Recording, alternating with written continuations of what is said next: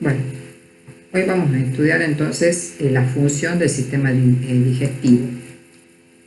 Básicamente es la de suministrar al medio interno los elementos básicos para el metabolismo celular. Para ello debe degradar el alimento ingerido hasta nutrientes que sean asimilables por el organismo y asimismo excretar los desperdicios finales que no le sirven al organismo para su nutrición. Y también dentro de sus funciones está la de transportar los alimentos ingeridos hasta el área anal para su expulsión. Bueno, ¿cuáles son los mecanismos utilizados por el aparato digestivo para realizar estas funciones que acabamos de mencionar?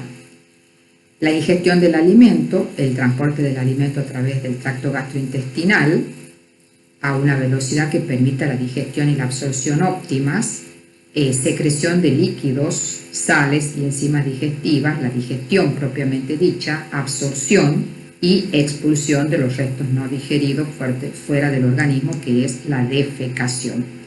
Acá tenemos en este esquemita resumidos cuáles son los pasos de la función digestiva: ingestión, secreción, digestión, absorción de los nutrientes. Y fundamentalmente en todo este proceso es muy importante la motilidad del tubo gastrointestinal. Entonces, en este esquemita que les hice, vamos a ir viendo las etapas de digestión, secreción, absorción y eliminación. La digestión puede ser mecánica y química.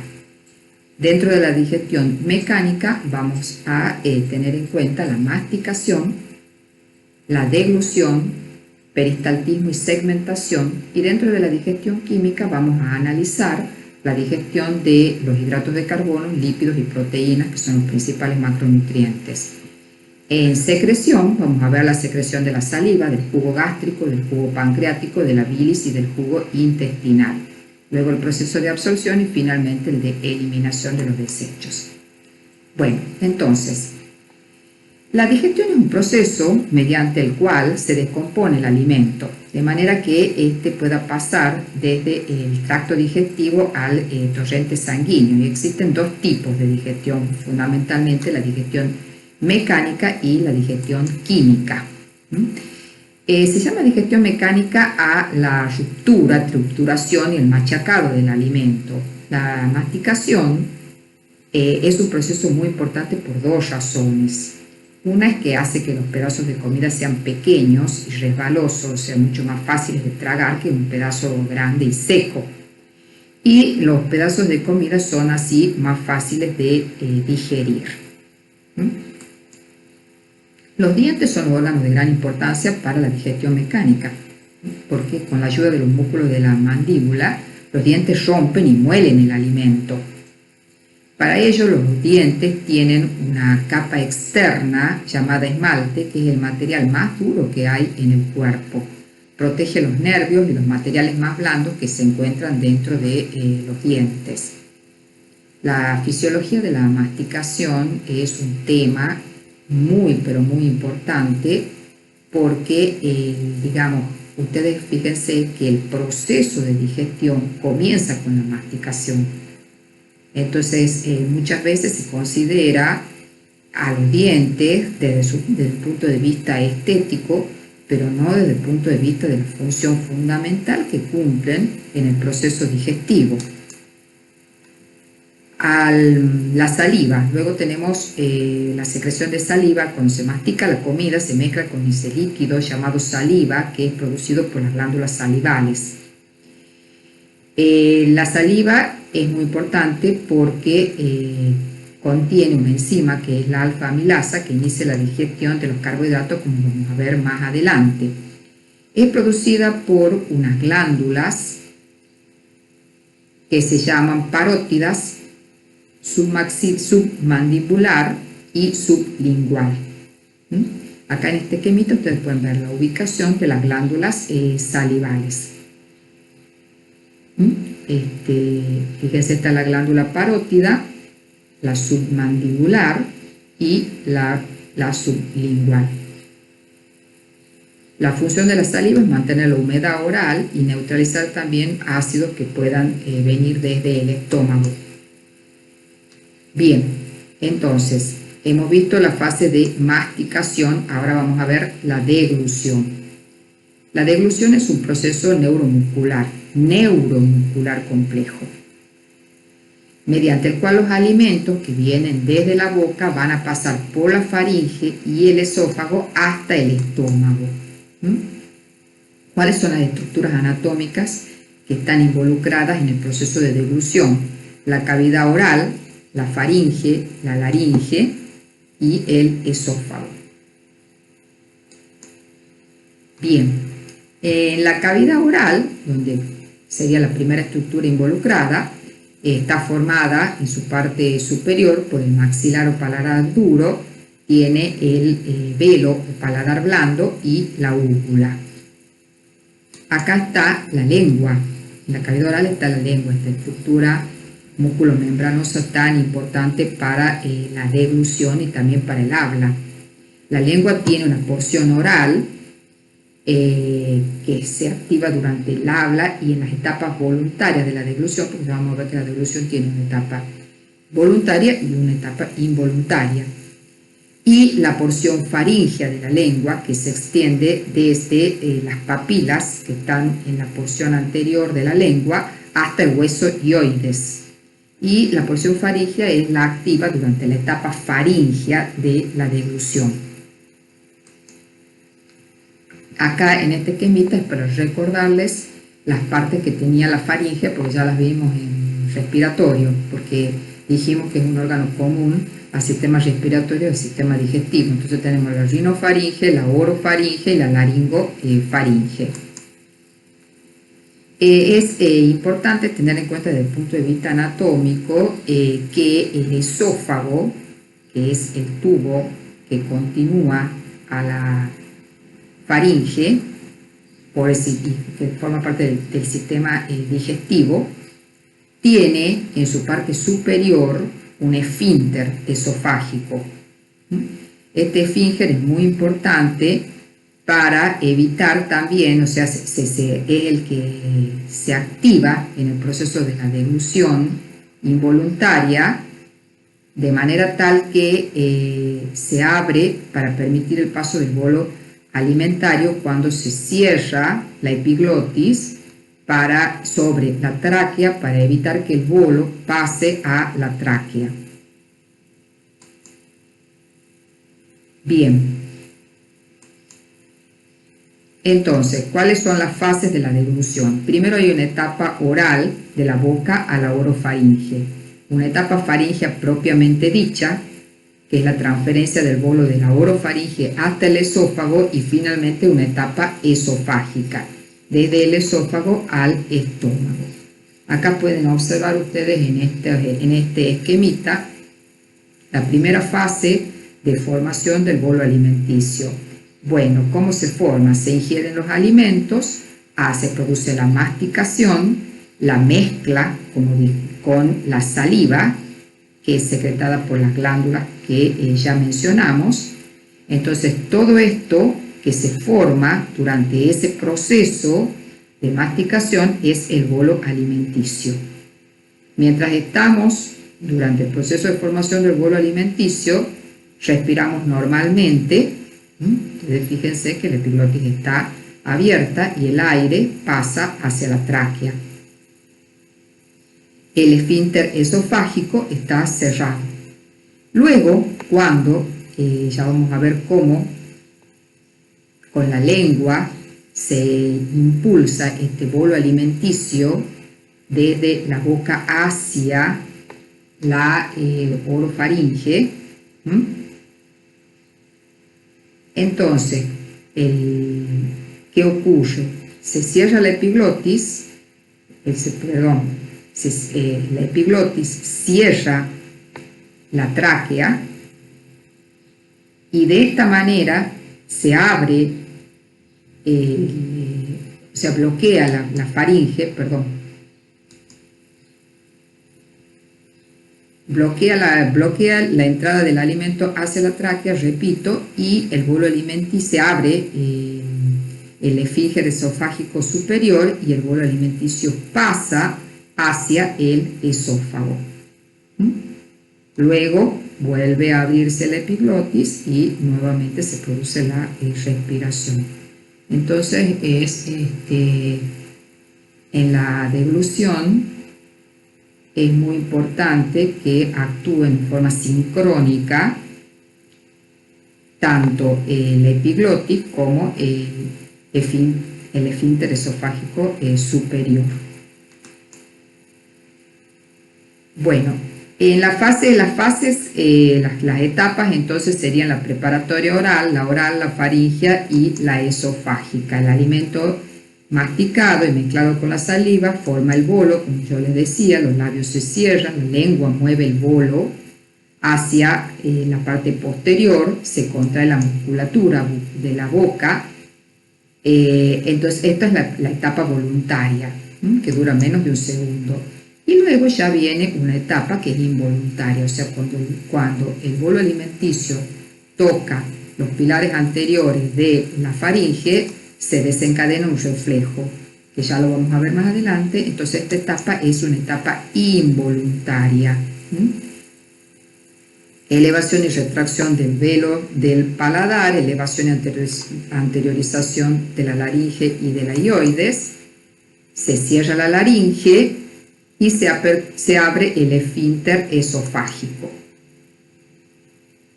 Entonces hay un movimiento de las paredes faríngeas y se desencadenan ondas peristálticas en la musculatura ya lisa del esófago que permiten que el bolo alimenticio pase desde el esófago, a través del esófago, desde la boca hasta el estómago. O sea, permiten estos movimientos peristálticos esofágicos el tránsito del bolo hacia el estómago. Bueno, la deglución, ¿cómo se controla? Se controla este mecanismo. Hay una región cortical que participa en la etapa voluntaria de la deglución. O sea, la primera etapa, formación del bolo alimenticio, y luego la etapa de impulsar el bolo alimenticio hacia el esófago, está controlado por regiones corticales. Pero cuando ya entramos en las etapas involuntarias, entonces ahí están involucradas regiones del tronco encefálico. Y acá les muestro yo el reflejo de la deglución. Porque, bueno, hemos dicho que en cada una de las unidades íbamos a ir viendo cuáles son los reflejos, ejemplos de reflejos que permiten la regulación. Acá tenemos el reflejo de deglución, ustedes fíjense, el bolo alimenticio. En la etapa voluntaria hemos dicho que con la lengua impulsamos hacia la orofaringe. Acá en la orofaringe están los receptores, hay unos mecanorreceptores. Entonces eso mandan impulso a través de ¿quién? A través del vago y del glosofaringio, mandan impulso hasta el centro de la deglución que está en el bulbo raquídeo. No se olviden que esos nervios vagos glosofaringios son nervios mixtos, o sea que llevan, acá está la vía aferente que lleva hasta el centro de integración, que es que está en el bulbo raquídeo, se integra y de ahí mandan fibras que son eferentes para la contracción del músculo. Se contrae el músculo liso, se van a contraer el músculo y se van a producir las ondas peristálticas. Bien, los nervios, estos vago y glosofaringios, llevan, no se olviden, que son nervios mixtos y que llevan fibras del sistema nervioso autónomo también. O sea, el sistema nervioso autónomo es el que contrae el músculo, el que regula la contracción del músculo liso, pero ya vamos a ver nosotros que en el movimiento peristáltico es muy particular. Bueno, pero fíjense que acá están todas las partes del reflejo. El estímulo, que es un estímulo mecánico, los receptores que son mecanorreceptores, vía aferente, vía eferente, y el efecto es la contracción del músculo liso para permitir que el bolo alimenticio pase desde la boca por el esófago hasta el estómago. Bien. La motilidad, entonces, que yo les estaba diciendo, presenta diferentes propiedades contráctiles en las distintas regiones. O sea, cuando vimos histología, bueno, en la clase donde yo les muestro un poco de anatomía e histología del tubo digestivo, esto es para recordarles que el tubo digestivo tiene cuatro capas básicas, que son la mucosa, la mucosa, que tiene un epitelio, una lámina propia y una mucosa, una pequeña capa de músculo que se llama la mucosa muscular. Luego tienen la submucosa y la muscular externa. La muscular externa se caracteriza porque tiene una capa de músculo circular, o sea, según cuál sea la orientación de las fibras musculares, es circular y es longitudinal. Y luego, bueno, tiene la capa externa que es la serosa. Entonces, fíjense cómo se produce el movimiento P, los movimientos musculares de peristálticos. O sea, los músculos circulares acá están relajados, mientras que acá se contraen. Y de esta manera se produce, digamos, la propulsión de la masa alimenticia, la masa del alimento, del bolo alimenticio. Se contraen, se relajan, se contraen, se relajan. Y el estímulo es el estímulo mecánico del bolo alimenticio. Entonces, hay ondas sucesivas de contracción y relajación del músculo liso. El músculo longitudinal, pues yo les dije que hay una capa circular y una longitudinal. El longitudinal se contrae primero, fíjense, el longitudinal.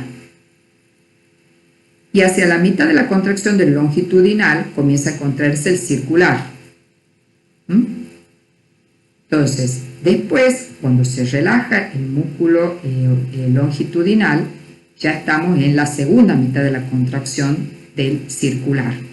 Y de esta manera, entre la contracción del músculo liso longitudinal y el circular, es lo que permite, digamos, que el bolo alimenticio vaya pasando a lo largo del tubo digestivo.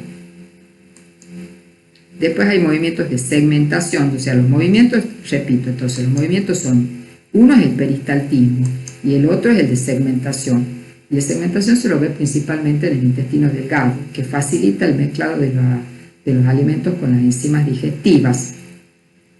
Porque estos movimientos lo que hacen es poner en contacto los productos de la digestión con todas las superficies de absorción del tracto gastrointestinal. En el movimiento de segmentación, el principal responsable es el músculo liso circular, en los movimientos de segmentación. Entonces, el peristaltismo se da a lo largo de todo el tubo digestivo. O sea, movimientos peristálticos tienen en el esófago y tienen a lo largo de todo el intestino, pero los movimientos de segmentación son característicos fundamentalmente del intestino delgado, porque las funciones son diferentes. O sea, la función del movimiento peristáltico es básicamente la de propulsión, mientras que la función del movimiento de segmentación es fundamentalmente la de la mezcla con las secreciones, o sea, mezclar el contenido con las secreciones. Bien, entonces hasta acá todo esto formaba parte de la digestión mecánica. Ahora veamos un poquito de la digestión química. En la digestión química se rompen las moléculas más grandes para obtener los nutrientes que puedan ser finalmente absorbidos por el organismo y utilizados. ¿Dónde se inicia la digestión química? Bueno, la digestión química se inicia en la boca. ahí hay unas enzimas que se llaman la amilasa salival, lipasa lingual. Además, en la boca se produce la masticación. Luego, en el estómago, el mezclado y el desdoblamiento por el ácido clorhídrico y una que ya vamos a ver, una enzima que se llama pepsina. Y bueno, las enzimas son muy importantes en el proceso de la digestión química. ¿Qué eran las enzimas? Las enzimas eran proteínas que aceleraban los procesos químicos.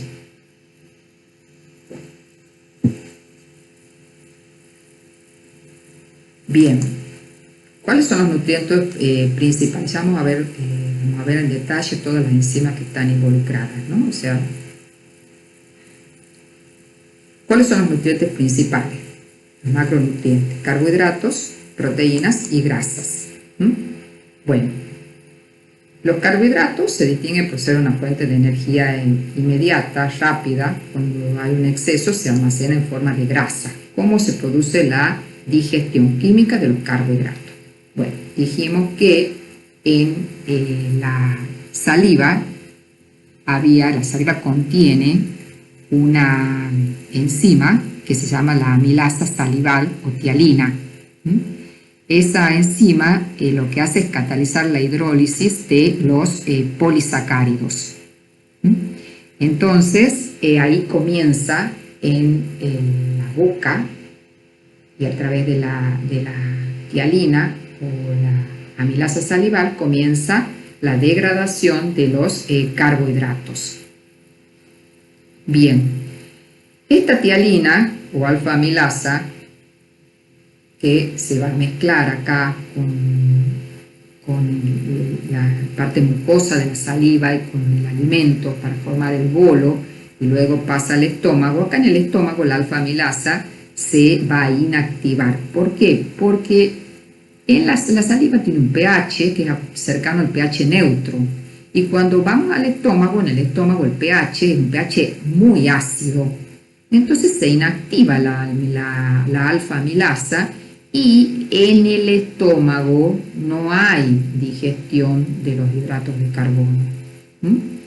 Directamente, cuando el bolo alimenticio pasa hasta el intestino, ahí continúa la digestión de los carbohidratos.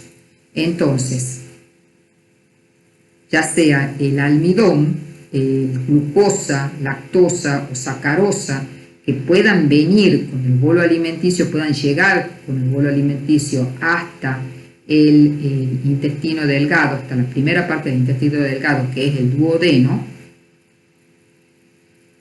van a ser hidrolizados por unas enzimas que están en las microvellosidades, en el ribete de cepillo del epitelio intestinal. Tenemos maltasas, isomaltasas, lactasas, sacarasas. ¿Qué hacen? Bueno, la sacarosa que llega va a ser hidrolizada por la sacarasa para dar la fructosa y la glucosa, que son las que se van a absorber y van a pasar a la sangre. O sea que lo que se absorben realmente son los monosacáridos. Y se absorben, por supuesto, a través de, no pueden pasar libremente porque no son de naturaleza lipídica. Entonces tienen transportadores, ¿ven? Tienen una transportadora para la fructosa, transportadores de glucosa, transportadores de las distintas, de la galactosa. O sea que son proteínas transportadoras que son del tipo de las que digamos, acuérdense ustedes que eran acompañadas por el transporte de sodio, con transporte de sodio y glucosa. Hay distintos tipos de transportadores de los monosacáridos. Bueno, el tema es que acá es donde se va a producir en el intestino, se produce entonces la digestión completa de los hidratos de carbono y la absorción de los mismos. Bien.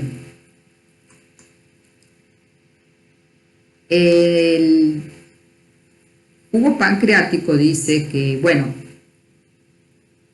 esto ya les expliqué un poquito, ahora vamos a las proteínas.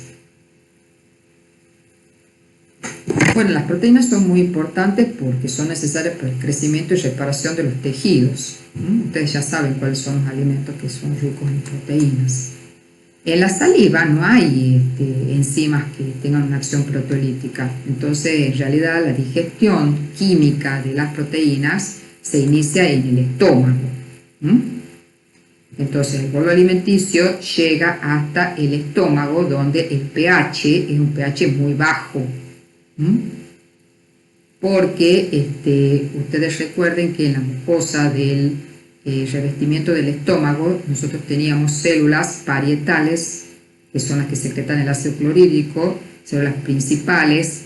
Bueno, este ácido clorhídrico es el que le da el pH tan bajo al estómago. Es un pH muy importante, este pH ácido, porque son muy pocos los organismos que resisten el pH del estómago, que es entre 1 y 2 más o menos. Entonces es muy importante la secreción del ácido clorhídrico. Después había otro tipo de células, que son las células que se llaman células principales, que secretan el pepsinógeno, que es el precursor de la pepsina.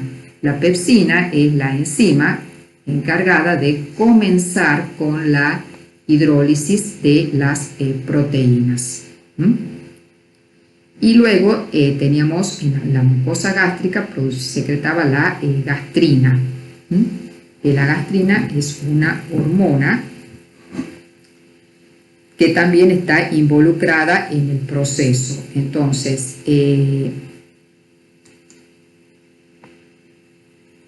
cuando llegan las proteínas al estómago, estimulan en realidad la secreción de la gastrina. Y la gastrina, a su vez, estimula la formación del ácido clorhídrico. ¿Sí? ¿Qué pasa?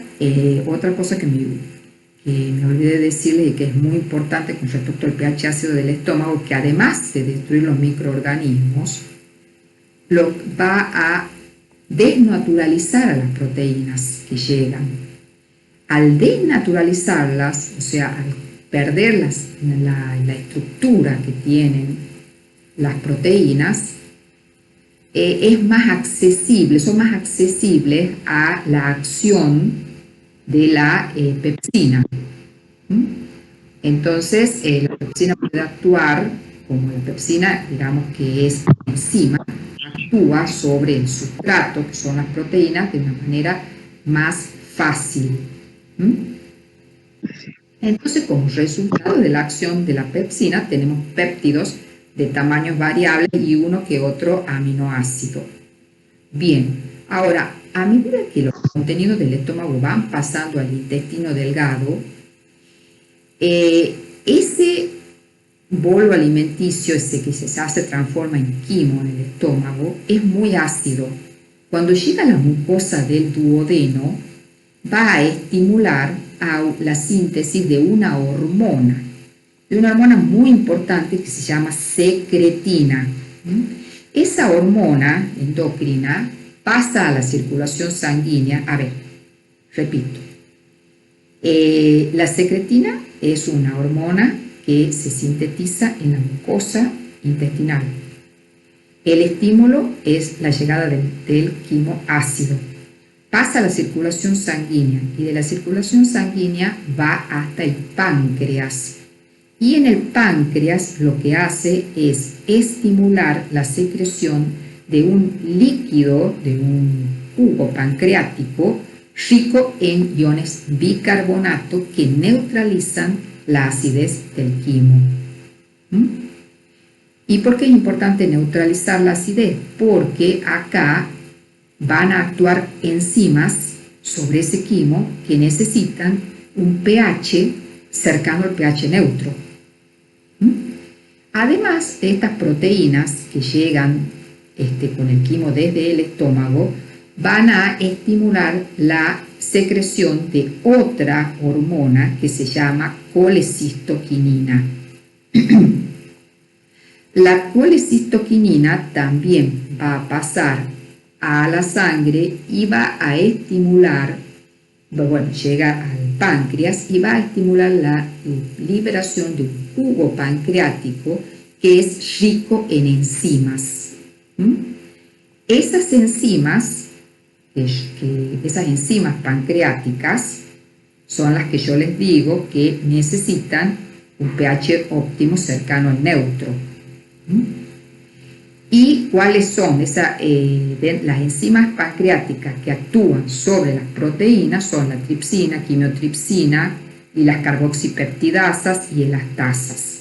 Entonces, de esta manera, esos, digamos, dipéptidos, tripéptidos que pueden llegar desde el estómago van a ser digeridos hasta transformarse en aminoácidos.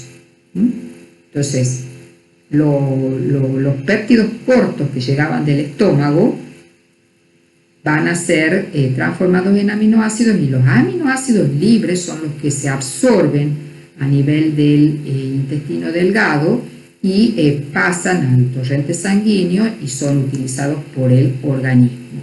Acá en esta figura ustedes ven, en el estómago comienza la pepsina actuando para formar polipéptidos y uno que otro aminoácido. Esa es la fase gástrica. Todas estas enzimas que vienen del jugo pancreático van a hidrolizarlos en oligopéptidos y aminoácidos, y lo que pasan son básicamente los aminoácidos.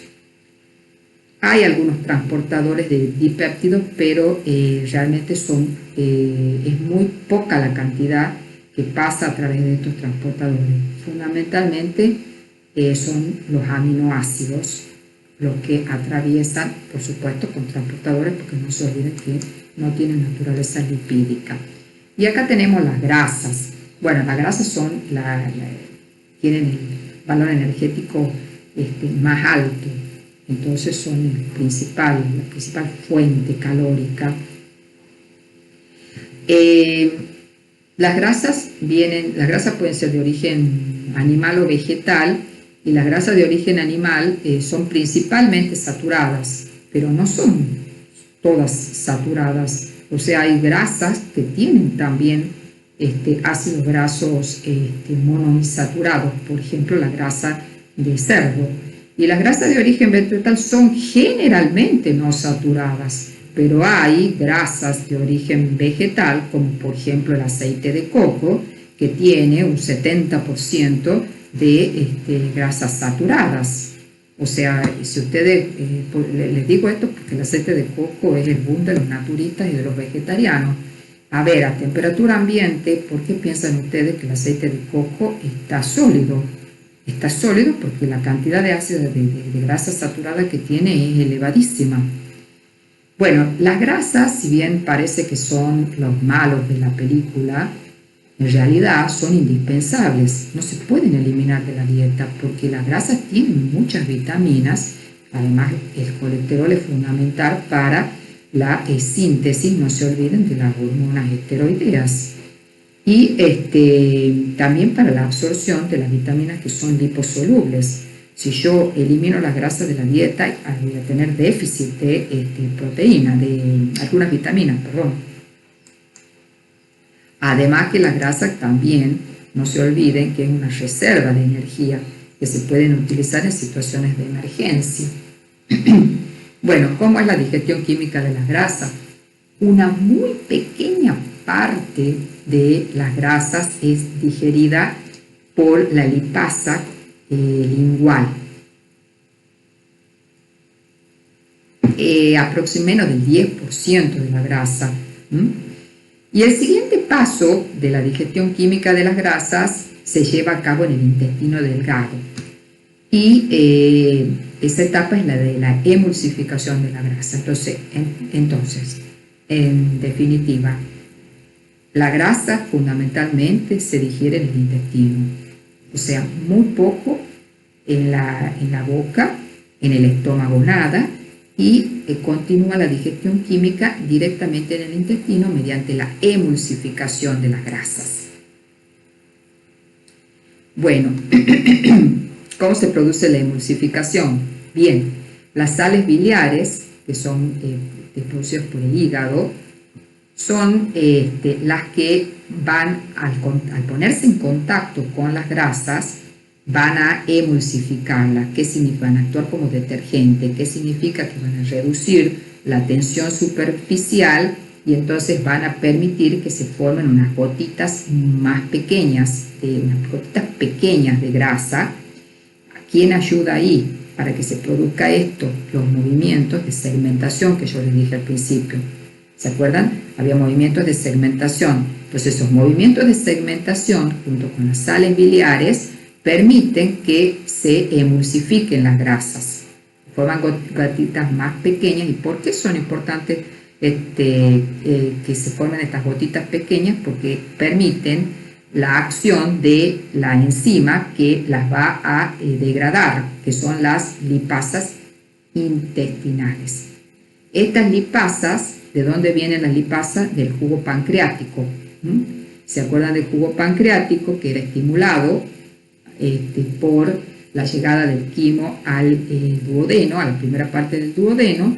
Se estimulaba un jugo pancreático rico en bicarbonato y rico en enzimas. Bueno, entre las enzimas, todas las enzimas digestivas de las proteínas que hemos mencionado ya, también se libera esta enzima que participa en la digestión de las grasas, que es la lipasa pancreática. Para que actúe la lipasa pancreática, yo necesito que se formen gotitas muy pequeñas para que entren en contacto con la enzima y la enzima pueda hidrolizar los triglicéridos. Los hidroliza en ácidos grasos y en los monoglicéridos. Entonces los ácidos grasos pueden entran, o sea, los ácidos grasos acá ya no necesitan transportadores. Se necesitan, en realidad, les digo que sí, por ahí hay algunos, básicamente los de cadena corta penetran fácilmente, mientras que los de cadena más larga, que son los ácidos grasos poliinsaturados se llaman, sí tienen unos transportadores, ¿no? Pero bueno, en definitiva, entran por la mucosa intestinal, forman los kilomicrones y luego pasan a la sangre y a la linfa y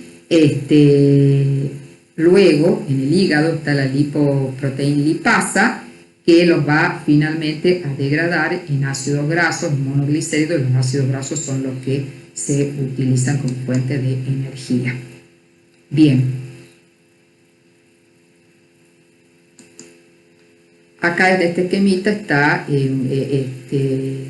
resumida la digestión de las grasas, cómo se produce la emulsificación, y además de la emulsificación también se forman unas micelas. Con los fosfolípidos se forman micelas que tienen en su interior los lípidos que van a ser degradados, y de esta manera facilitan la absorción en el epitelio, a través del epitelio intestinal. Fíjense cómo se forman los kilomicrones, y los kilomicrones van por los vasos linfáticos. Bien, esto acá yo les explico todo de la importancia de la formación de las micelas. Bien, entonces hemos visto la digestión mecánica, hemos visto algo de la masticación, la importancia de la masticación, las fases de la deglución, hemos visto algo de los movimientos de peristaltismo y segmentación, la digestión química de los principales macronutrientes, carbohidratos, lípidos y proteínas. Bueno, veamos un poco de las secreciones que se producen. O sea, algo venimos viendo, obviamente, que se va secretando, ya hemos ido viendo, que es un proceso de elaboración y liberación de la sustancia por una glándula. Los tipos de glándulas son simples, tubulares, las criptas, las complejas, y que secretan las células gastrointestinales, sustancias orgánicas, agua, electrolitos, por supuesto, las enzimas. Es muy importante la secreción de las enzimas. Bueno, ¿cómo se produce la regulación de la secreción, a nivel del tubo gastrointestinal? Bueno, hay una secreción local, una regulación local, una regulación a través del sistema nervioso autónomo y una regulación hormonal. La regulación local implica la presencia de comida en la luz que produce el estiramiento o bien una excitación química, hay quimiorreceptores o mecanorreceptores. Luego, los reflejos locales, que ya los vamos a ver más adelante, el sistema nervioso entérico, estimulan la secreción, las secreciones locales, mucosa, de agua, de electrolitos. Luego tenemos una regulación por el sistema nervioso autónomo, fundamentalmente por el parasimpático, que aumenta la secreción de saliva, la secreción esofágica, las secreciones en el estómago, en el duodeno, la secreción pancreática, la secreción biliar, la de la porción distal del colon. Y luego tenemos hormonas, una regulación hormonal a través de hormonas gastrointestinales como el péptido intestinal vasoactivo. Bien, veamos la saliva. Ya hablamos de la saliva, que se secreta en la boca en una cantidad, fíjense ustedes, de 1,5 litros en 24 horas. Luego en el estómago, que se secretaba en el estómago, ácido clorhídrico que activaba el pepsinógeno, se secretaba también el pepsinógeno que se transforma en pepsina. Se secreta un factor intrínseco que es fundamental para la absorción de la vitamina B12 y también en el estómago se secretaba la gastrina. Esto ya lo hemos visto con mayor detalle. Cada una de las estructuras de la mucosa que secreta, del estómago que secreta. Bien, las células parietales, el ácido clorhídrico, las principales el pepsinógeno, las células G-gastrina, las desomatostatina y también células productoras de moco. Bueno, los jugos y ácidos secretados en el estómago también son muy importantes para la digestión y la cantidad es de 2,5 litros en 24 horas. 1,5 litros de saliva y 2,5 litros de jugos gástricos. Y también tenemos 500 mililitros de bilis aproximadamente, 1,5 litros de jugo pancreático y 1 litro de secreciones intestinales locales propiamente dichas. Bueno, ya hemos mencionado las secreciones del páncreas. El páncreas es un órgano fundamental para el proceso de digestión. La estructura del páncreas ya está vista en anatomía de digestivo y lo conocemos, también estudiamos su función endocrina a través de los islotes de Langerhans y también tenemos una función exócrina. Acá están los vacinos pancreáticos, que son más del 80% de la estructura de la glándula, está formada por los vacinos pancreáticos, que producen agua, sodio, potasio, bicarbonato y enzimas. Bien, las enzimas ya algunas las mencionamos, también hablamos de la producción de bicarbonato y de la función que tiene básicamente. Hay una secreción basal del jugo pancreático y una estimulada. Hay una secreción estimulada y ya vamos a ver más adelante la fase cefálica, gástrica e intestinal, de qué manera influyen en la secreción pancreática. La secretina, dijimos que estimulaba la secreción de un jugo pancreático rico en bicarbonato y la colecitoquinina, la secreción de un jugo pancreático rico en enzimas. ¿Cómo es la regulación por parte del sistema nervioso parasimpático? puede ser una estimulación vagal directa o indirecta. Y también el sistema nervioso simpático disminuye la secreción pancreática. Bueno, la absorción ya es la fase de transporte de nutrientes al enterocito y se produce fundamentalmente en el intestino delgado. O sea, el intestino delgado es el sitio más importante de digestión y absorción de los nutrientes. Sobre todo, la mayor parte de la absorción de los nutrientes se produce en el duodeno. Y en el ilion terminal también se absorben ácidos biliares conjugados, vitamina B12, hierro, pero en el duodeno es donde se absorben fundamentalmente todos los nutrientes. Bien, acá hay un esquema donde se pueden observar la estructura que tienen las microvellosidades para permitir la rápida absorción de los nutrientes. Fíjense que este esquemita les muestra de qué manera, o sea, se produce la absorción, ya sea por difusión facilitada o por difusión simple. Difusión facilitada, bueno, por supuesto que van a ser todos los nutrientes que no sean solubles en lípidos, porque ya hemos dicho que las membranas biológicas tienen naturaleza lipoproteica y únicamente pueden atravesarla libremente por difusión los lípidos. Entonces solamente los ácidos grasos van a tener una difusión simple. Y ya les digo, ¿no? Los de cadena corta, porque los de cadena larga sí a veces necesitan algunos transportadores, no siempre tienen una difusión simple. Eso es nuevo, ¿no?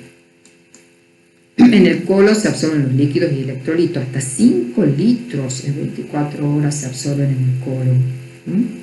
También se secretan potasio y bicarbonato y secretan mucina. El sodio y el cloruro se absorben por transporte activo, el agua y el potasio el transporte pasivo, y en el colon hay residuos fermentados por bacterias anaeróbicas, que son las que le dan ese olor característico a las heces. Bueno, ahora veamos un poquito de la inervación del tracto gastrointestinal. Bien. Nosotros tenemos cómo se regula la función gastrointestinal, el control, bueno, por los dos principales sistemas de regulación que ya hemos visto, nervioso y endocrino. O sea que tenemos un control neural y un control hormonal. ¿Sí? Bien. En la inervación nerviosa nosotros vamos a distinguir una inervación intrínseca por parte del sistema nervioso entérico y una inervación, o sea, cuando digo intrínseco es propio del sistema gastrointestinal. Y aparte una inervación extrínseca o externa por parte del sistema nervioso autónomo. Entonces, sistema nervioso central y sistema nervioso entérico van a controlar el esófago, estómago y colon básicamente. Bueno, mientras que el plexo mientérico es el que regula la motilidad segmentaria y peristáltica. Fíjense ustedes, ¿qué pasa cuando el bolo alimenticio llega al tracto gastrointestinal? Primero hay una distensión de la pared. Se liberan neurotransmisores de los plexos locales. Ahí la membrana del músculo entonces se va a despolarizar. La membrana muscular despolarizada, si alcanza el umbral, va a disparar un potencial de acción. Y ese potencial de acción se va a difundir por el músculo liso, que es un sinsitio, o sea que actúa como un todo, y se produce la contracción del músculo liso. O sea que el estiramiento, ¿cuál es? Este es un reflejo, en el cual el estiramiento es el estímulo y el efecto es la contracción. pero el centro de integración no está a nivel del sistema nervioso central.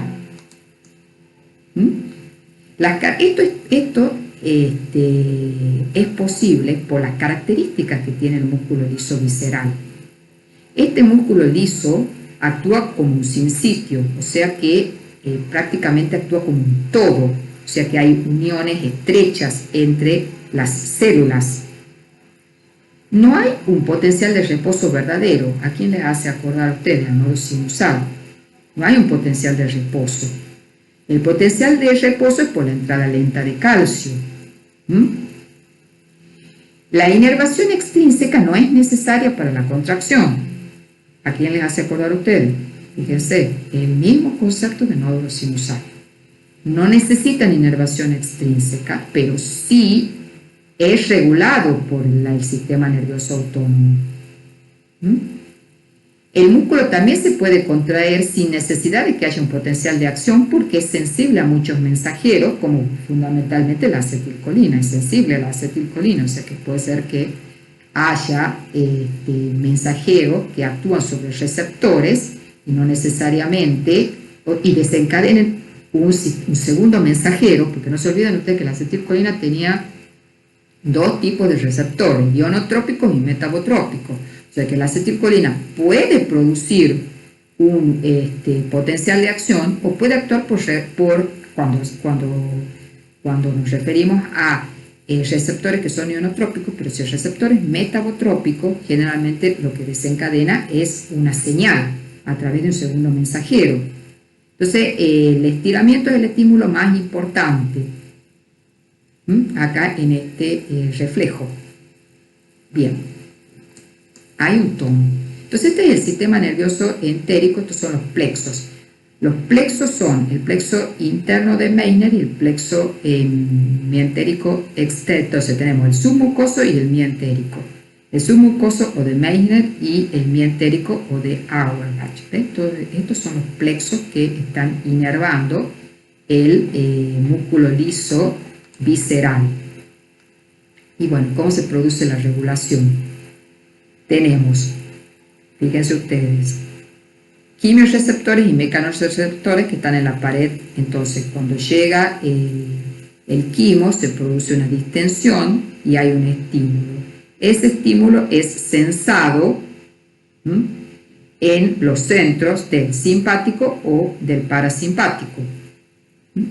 Y de allí parten eferencias hacia el sistema nervioso entérico. Plexo mientérico y plexo submucoso, que son los responsables de la contracción del músculo liso. También actúan sobre células secretoras, endocrinas y vasos sanguíneos. Entonces, a ver, el peristaltismo se produce por reflejos que son reflejos locales del sistema nervioso entérico. Pero el sistema nervioso autónomo, fundamentalmente a través de su división parasimpática, regula esa contracción. Es lo mismo, el mismo concepto que hemos visto con el nodo sinusal en cardíaco. Entonces, el peristaltismo es el resultado de ese reflejo local que se produce sin intervención del sistema nervioso autónomo, mediado por las neuronas entéricas y que produce el avance del caudal del contenido, como yo les decía. Acá está un esquemita donde se ve ese arco reflejo local. La neurona, acá están las neuronas sensoriales, o sea, acá están los mecanorreceptores, esta es la neurona sensorial, y luego tenemos las interneuronas. Hay interneuronas que son inhibidoras o pueden ser excitadoras, y estas son las neuronas motoras. Entonces, fíjense ustedes que mientras esta interneurona inhibitoria es estimulada, acá se inhibe la contracción. Y si esta interneurona excitatoria es excitada, se produce Entonces, de esta manera cuando se produce la distensión, se estimula este mecanorreceptor y de un lado, mientras las fibras musculares de un lado se contraen, del otro lado se relajan, y así sucesivamente van permitiendo el avance del bolo alimenticio. Entonces yo en este punto quiero mostrarles un video que hicimos in situ para que ustedes vean. Este es un animal que ya ha sido faenado, o sea, el animal, y fíjense ustedes la motilidad gastrointestinal. Fíjense ustedes cómo se producen los movimientos peristálticos del intestino en forma totalmente independiente del sistema nervioso autónomo. Fíjense, la motilidad es... El animal ya está, digamos, muerto, porque el animal ya ha sido sacrificado. Es un conejo. Bien. Entonces, si bien se produce, por supuesto, como yo les decía, este peristaltismo sin necesidad de inervación externa, el sistema nervioso autónomo lo regula. El parasimpático aumenta la actividad, aumenta también la contractilidad, el peristaltismo, secreción, produce vasodilatación, con lo cual aumenta el flujo sanguíneo, disminuye la contracción de los esfínteres, y el neurotransmisor es ya sabemos, es la acetilcolina, ¿no?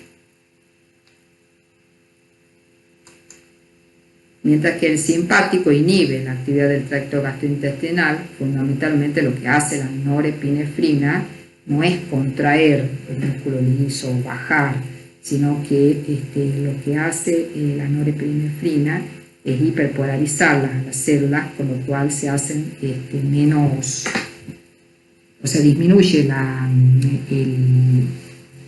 la contracción, porque aumenta el umbral para que se contraigan. Ese es el efecto que tiene la norepinefrina. ¿Ven? Un efecto inhibidor sobre el plexo, fundamentalmente. Bueno, y cuanto a la regulación, esa es la regulación nerviosa, a través del sistema nervioso entérico y a través del sistema nervioso autónomo.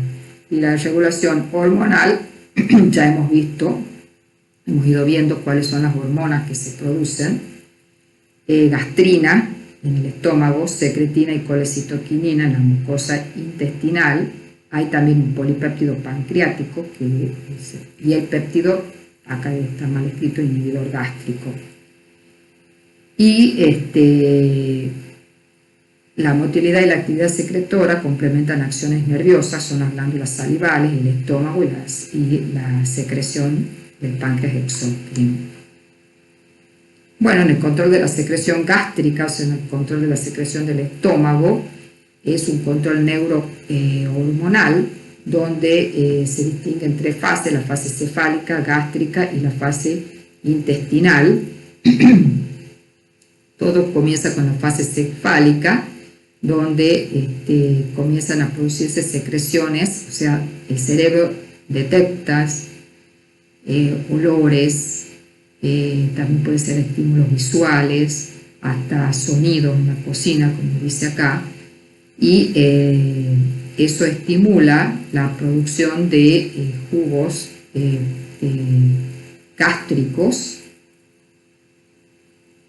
tanto, digamos, de ácido clorhídrico como de todo lo que se secreta, ya hemos visto, en el estómago, de la fase gástrica. Y luego tenemos la fase intestinal, donde el intestino, digamos, es el que regula, diciendo, bueno, disminuyendo el paso del bolo quimoalimenticio desde el estómago al intestino. Bien.